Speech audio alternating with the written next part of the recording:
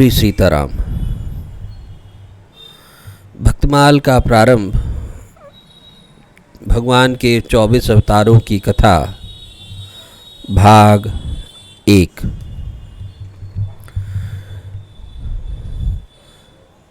जय जय मीन बराह करमठ, जय जय मीन बराह कमठ, नरहरि बलि बावन, परशुराम रघुबीर कृष्ण, कीर्ति जग पावन। बुध कलक की व्यास पृथु, हरिहंस मनवंतर, यज्ञ ऋषभ, हयग्रीव ध्रुव, बरदैन धनवंतर, बद्रीपति दत्त कपिल देव, सनकादिक करुणा करो, 24 रूप लीला रुचिर, श्री अग्रदास उर्फ पद धरो। भक्तों, यह छप्पे जो आपने सुना ये नाभादास जी रचित भक्तमाल का पहला छप्पे है और इसमें भगवान के 24 अवतारों का वर्णन है कि मंगलमय मीन, वराह, कच्छप, नरसिंह तथा वामन आदि भगवान 24 अवतारों की जय हो। इनकी जय हो, मंगल हो, इनका मंगल हो, हम इन्हें नमस्कार करते हैं। परशुराम, रघुवीर, श्री राम एवं श्री कृष्ण आदि सभी अवतारों की पवित्र कीर्ति संसार को पवित्र करने वाली है। बुद्ध, कल्कि, व्यास, पृथु, हरि, हंस, मनवंतर, यज्ञ, ऋषभ, हयग्रीव, ध्रुव वरदाई श्रीहरि, धन्वंतरी, नर नारायण, दत्तात्रेय, कपिल देव तथा सनक, सनंदन, सनातन और सनत कुमार सभी मुझ दास पर कृपा करें। 24 अवतारों के रूप एवं उनकी लीलाएं अत्यंत ही सुंदर हैं। इन अवतारों के समेत गुरुदेव श्री अग्रदास जी महाराज मेरे हृदय में अपने श्री चरण स्थापित करें अथवा सभी अवतार मुझ अग्रदास के हृदय में निज पद कमल रखें, ऐसा भाव इस छप्पे में किया गया है। श्री प्रियादास जी अपनी भक्ति रस बोधनी टीका में आगे इस छप्पे के ऊपर वर्णन करते हैं कि भक्तवत्सल भगवान के जितने भी अवतार हैं वे सभी शाश्वत सुख के समुद्र हैं। उनके नाम, रूप, लीला आदि का ओर छोर नहीं है। तो यहाँ ध्यान देने वाली बात है कि भगवान के अवतार 24 से अधिक भी हैं, क्योंकि भगवान की लीलाएं अनंत हैं, उनके नाम अनंत हैं, तो निश्चित तौर पर अवतार भी अनंत हो सकते हैं, होंगे ही। जिस भक्त का मन भगवान के जिस रूप में लग जाता है वह उसी रूप में रम जाता है, उसी रूप में पक जाता है और उसी रूप से संबंधित प्रेम भाव उस भक्त में जग जाता है।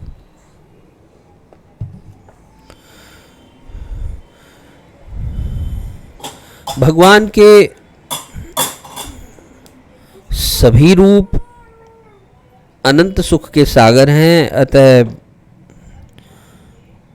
प्रेम भाव की तरंगों का आर पार भला कौन पा सकता है। सभी अवतार नित्य हैं और ध्यान करते ही हृदय को प्रेमानंद से प्रकाशित कर देते हैं।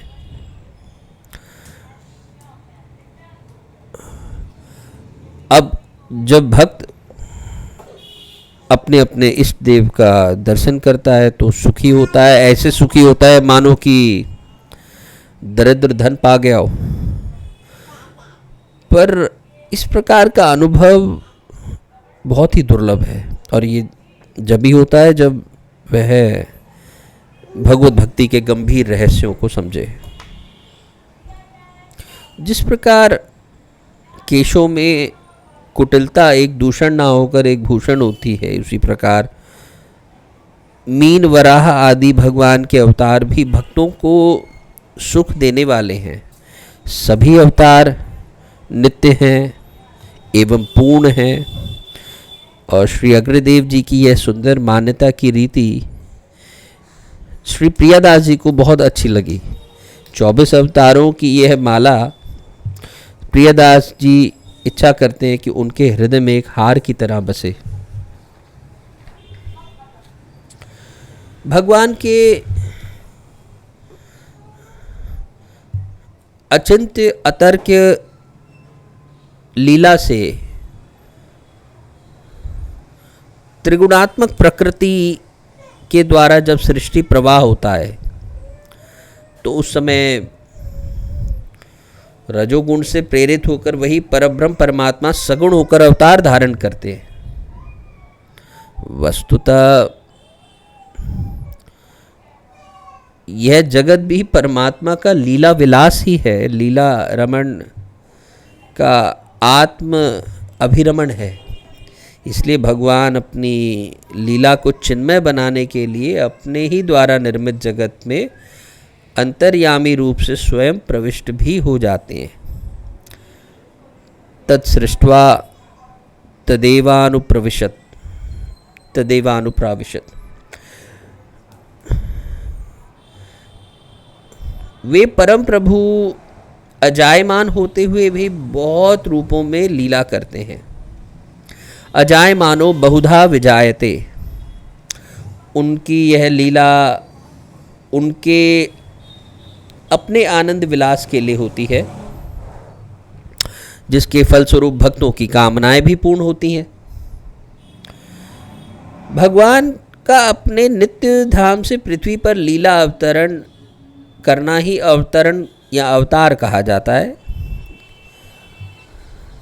अब कल्प के भेद से भगवान ने अनेक अवतार धारण करके अपने लीला चरित से संत जन परित्राण, दुष्ट दलन और धर्म की संस्थापना के लिए कार्य किए हैं। यानी किसी कल्प में कोई अवतार तो किसी अन्य कल्प में कोई और अवतार, कल्प भेद से यहाँ अन्य अन्य अवतार माने गए। और उनके अनंत अवतार हैं, अनंत चरित्र हैं, अनंत लीला कथाएं हैं, जैसे मैंने पहले भी कहा। अब यहाँ उनमें से 24 प्रमुख अवतारों का संक्षिप्त निदर्शन आपके समक्ष प्रस्तुत किया जा रहा है। तो सर्वप्रथम हम मत्स्य अवतार की कथा कहेंगे, और इस कथा के लिए 3 अलग अलग कथाएं आती हैं अलग अलग स्रोतों से। एक कथा श्रीमद् भागवत से है, दूसरी पद्म पुराण से, और तीसरी भी पद्म पुराण से है। तो सबसे पहले सर्वप्रथम हम श्रीमद् भागवत से मत्स्य अवतार की जो कथा है उसके विषय में कुछ प्रकाश डालेंगे। जैसा कि मैंने कहा कि कल्प भेद के आधार पे, यानी कि किसी कल्प में भगवान ने एक अवतार धारण किया तो किसी अन्य कल्प में भी वह अवतार पुनः धारण किया किसी और भक्त के लिए।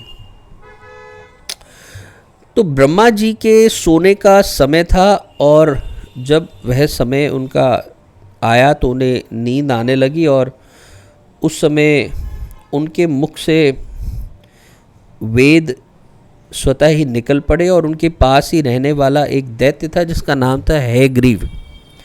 उस हैग्रीव ने उन वेदों को चुरा लिया,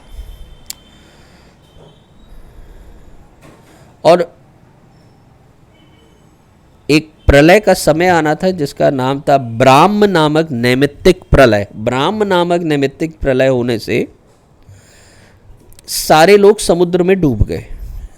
श्री हरि ने हैग्रीव की इस चेष्टा को जान लिया और वेदों का उद्धार करने के लिए मत्स्य अवतार धारण किया।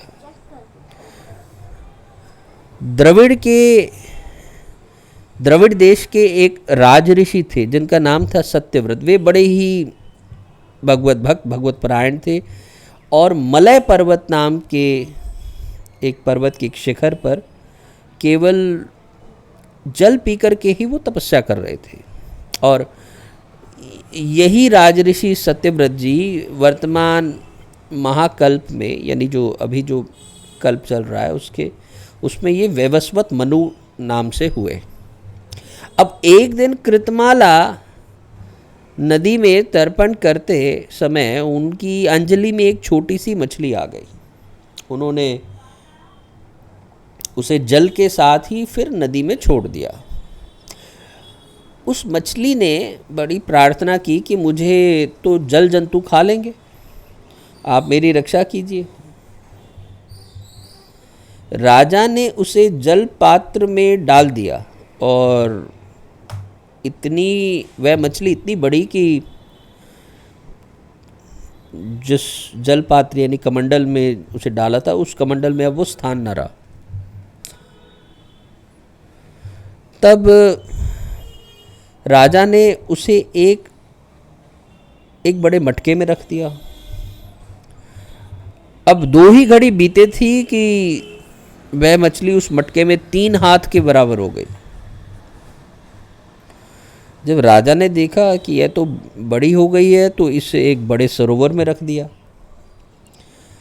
और फिर देखा कि थोड़ी ही देर में उसने एक महामत्स्य का आकार धारण किया। अब जिस किसी जलाशय में रखते उसी से वह बड़ी हो जाती। तब राजा ने उसे समुद्र में छोड़ दिया। उसने बड़ी करुणा से कहा, राजन आप मुझको इसमें न छोड़ें, मेरी रक्षा करें। तब उन्होंने प्रश्न किया कि मत्स्य रूप धारण करके मुझे मोहित करने वाले आप कौन हैं? आपने एक ही दिन में 400 कोस का विस्तार का सरोवर घेर लिया। आप अवश्य ही सर्वशक्तिमान, सर्वंतर्यामी, अविनाशी श्रीहरि हैं।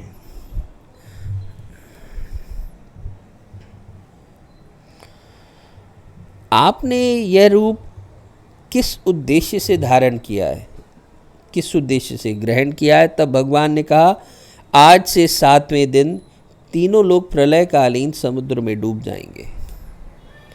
तब मेरी प्रेरणा से एक बड़ी भारी नाव तुम्हारे पास आएगी और उस समय तुम समस्त प्राणियों के सूक्ष्म शरीरों को लेकर सप्त ऋषियों के समेत उस नाव पर चढ़ जाना और समस्त औषधियों और बीजों को साथ रख लेना।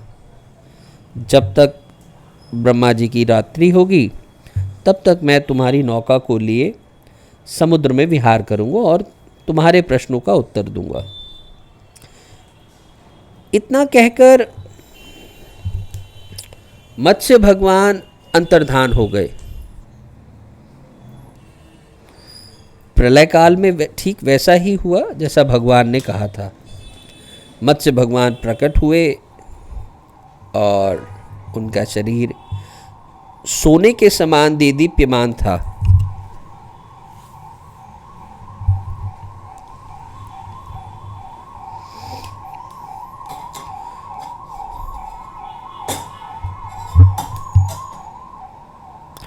और उनके शरीर का विस्तार लगभग 4 लाख कोस का था। शरीर में एक बड़ा ही भारी सींग भी था और उस नाव को, वह नाव वासुकी नाग से सींग में बांध दी गई।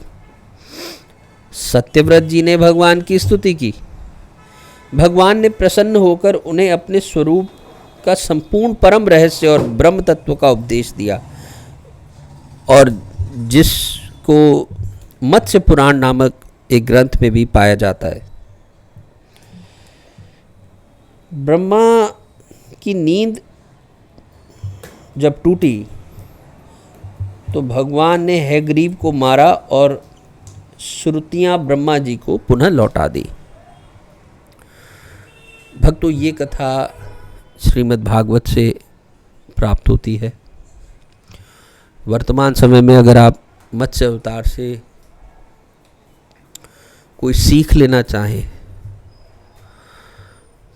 तो हम यही सीख ले सकते हैं कि कैसे आजकल के समय में मछली पालन के नाम पे या भोजन के नाम पे मछलियों को पाला और मारा जाता है, उनको काटा जाता है, उनकी भीषण हत्या की जाती है।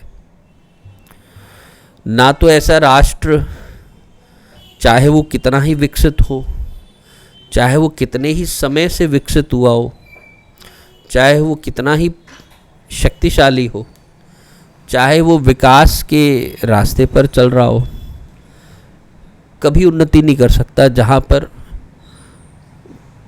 जल जीवों को या अन्य जीवों को मार काट करके खाया जाए। प्रथम अवतार मत्स्य अवतार, इसकी एक कथा आपने श्रीमद् भागवत से सुनी। दूसरी कथा पद्म पुराण से है, जिसमें कि समुद्र और उसके पुत्र शंख के द्वारा किए गए अत्याचारों के विषय में भगवान, उसमें उसका वर्णन है और किस प्रकार भगवान मत्स्य अवतार धारण करते हैं शंख के लिए। इस कथा को इस प्रकार कहा गया है कि समुद्र का एक पुत्र शंख था और उसने देवताओं को परास्त करके उनको स्वर्ग से निकाल दिया था।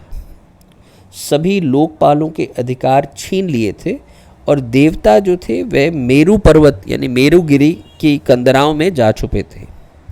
देवताओं ने शत्रु के अधीन होना स्वीकार नहीं किया और तब दैत्य ने सोचा कि देवता तो वेद मंत्रों के बल से ही प्रबल प्रतीत होते हैं, तो अतः मैं वेदों का ही अपहरण कर लूँगा। ऐसा उसने निश्चय किया और वह वेदों को हर भी लाया। ब्रह्मा जी कार्तिक मास की एकादशी को भगवान की शरण में गए और भगवान ने उन्हें आश्वासन दिया और मत्स्य के समान यानी मछली के समान एक रूप धारण करके आकाश से वे विंध्य पर्वत निवासी कश्यप मुनि जी की अंजलि में गिर गए। मुनि ने करुणावश उसे क्रमशः कमंडल, फिर कूप, फिर सर और फिर सरिता और इस तरह अनेक स्थानों पे रख करके अंत में उन्होंने उसे समुद्र में डाल दिया। वहाँ भी वह बढ़कर एक विशालकाय जीव बन गया। तदनंतर उन मत्स्य रूपधारी भगवान ने शंखासुर का वध कर दिया और विष्णु रूप में उसे अपने हाथ में लिए वे बद्री बन गए।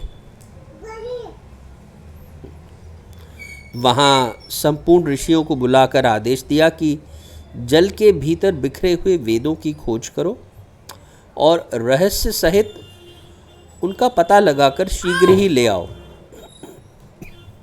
तब तेज और बल से संपन्न समस्त मुनियों ने यज्ञ और बीज सहित वेद मंत्रों का उद्धार किया। जिस वेद के जितने मंत्रों को जिस ऋषि ने उपलब्ध किया, वही उतने भाग का तब से ऋषि माना जाने लगा। ब्रह्मा समेत सब ऋषियों ने आकर प्राप्त किए हुए वेदों को भगवान को अर्पण कर दिया। तो ये कथा आपने पद्म पुराण से सुनी। पद्म पुराण में ही एक तीसरी कथा भी आती है जो कि मत्स्य अवतार के लिए है, जिसमें दिति के पुत्र मकर को मार करके भगवान ने वेदों को ब्रह्मा जी को समर्पित किया। तो दिति और अदिति कश्यप जी की दो पत्नियां थी और दिति के जो पुत्र वर्ग थे उनमें मकर, हैग्रीव, महाबलशाली हिरण्याक्ष, हिरण्यकशिपु, जंभ और मैं, ये सब आदि पुत्र हुए। मकर ने ब्रह्मलोक में जाकर ब्रह्मा जी को मोहित कर लिया और उनसे संपूर्ण वेद ले लिए। तो इस प्रकार श्रुतियों का अपहरण करके वह महासागर में घुस गया।